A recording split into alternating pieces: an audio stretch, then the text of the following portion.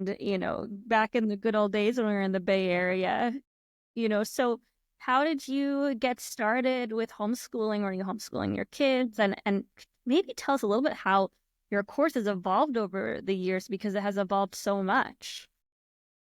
That's right. Yeah. And just to sort of piggyback on what Dan said, I mean, it's correct. I mean, learning for kids is such an emotional experience. If you tap into their emotion and engagement and joy, you don't got to do anything after that. So yeah, I'm kind of like the photograph, like roughly speaking, the photographic negative of Brandon, roughly speaking.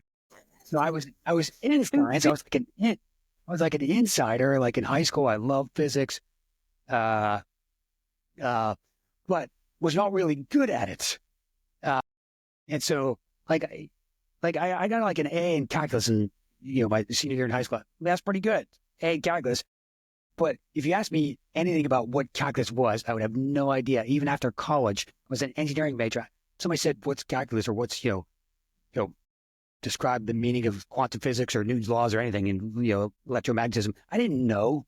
I can take a test, maybe do okay, but I didn't know. So I started reading all these like history books of science and of how these ideas developed in history. Because at some point in time in history, we knew that the form of water was H2O, or sometimes some point we didn't know that. At some point in time, we did know it was H2O. At some point in time, we didn't even know hydrogen and oxygen existed.